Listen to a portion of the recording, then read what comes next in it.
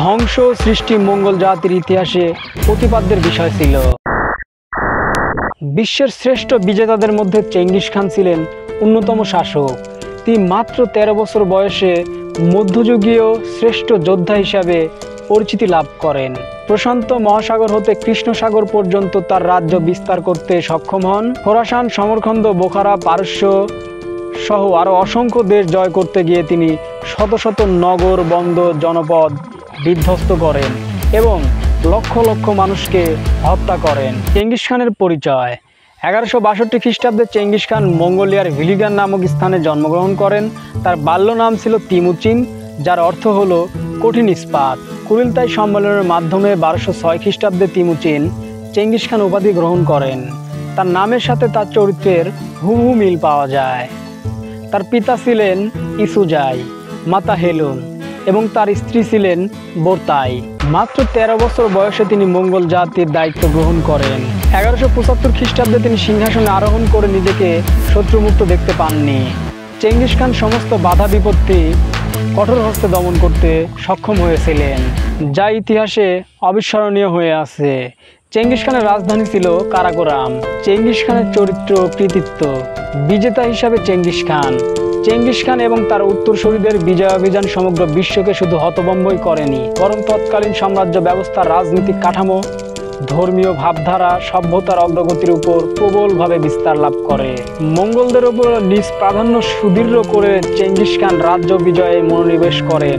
তিনি সুস্থ সবল কর্মক্ষম যুবকদের নিয়ে একটি বিশাল শক্তিশালী সৈন্যবাহিনী গঠন করেন, যে শক্তিশালী সৈন্যবাহিনী ঘোড়া, তরবারি, তীর, ধনুক সুসজ্জিত করেন। চেঙ্গিস খানের দূরদর্শিকতা, সাহসিকতা, রণকৌশল, বুদ্ধিমত্তা রাজ্য বিস্তার ইতিবাচক প্রভাব ফেলে। তিনি চীন, দক্ষিণ রাশিয়া, উত্তর পশ্চিম পারস্য প্রভৃতি জয় করেন। আইন প্রণেতা হিসেবে চেঙ্গিস খান। একজন বিজ্ঞ আইন প্রণেতা হিসেবে চেঙ্গিস খান খ্যাতি অর্জন করেন। তার সময় সুশৃঙ্খল শাসনকার্য পরিচালনার জন্য একটি আইন কাঠামো প্রণয়ন করেন। ইতিহাসে তা উলুং ইয়াসা নামে পরিচিত।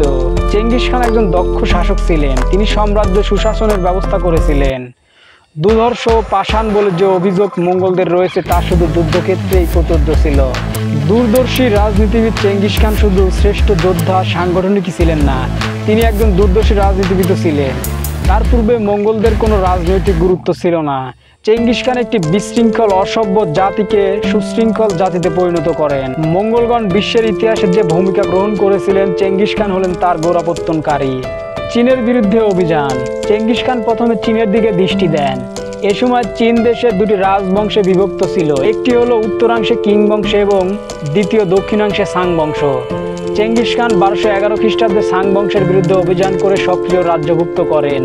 চেঙ্গিস খান সাং বংশের অধিকাংশ স্থান দখল করার পর তিনি কিং বংশের দিকে অগ্রসর হন। 1214 খ্রিস্টাব্দে চেঙ্গিস খান কৃতিত্বের সাথে বৃহৎ 3টি অভিযানে পিকিং সহ উত্তর চীনের এক বৃহৎ অংশ নিজ দখলে আনেন।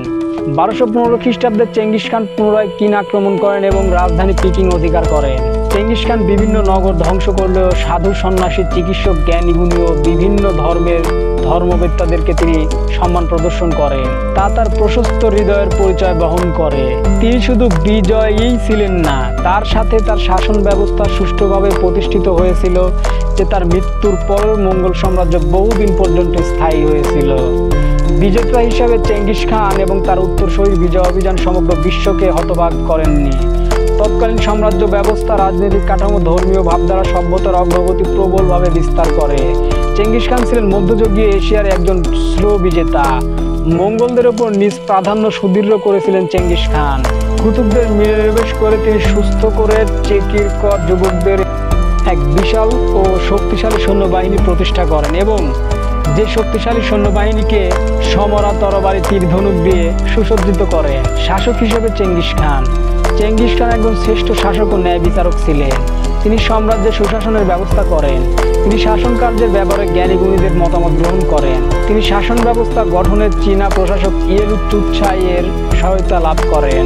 তিনি এক বিশৃঙ্খল অসভ্য জাতিকে অল্প সময়ের মধ্যে সুশৃঙ্খল শক্তিশালী জাতিতে পরিণত করেন। পি কেনেডি বলেন, মঙ্গলদের তিনি পেয়েছিলেন একটি যাযাবর ও বিশৃঙ্খল দল রূপে এবং তিনিই তাদেরকে একটি শক্তিশালী ও সুশৃঙ্খল জাতিতে পরিণত করেন।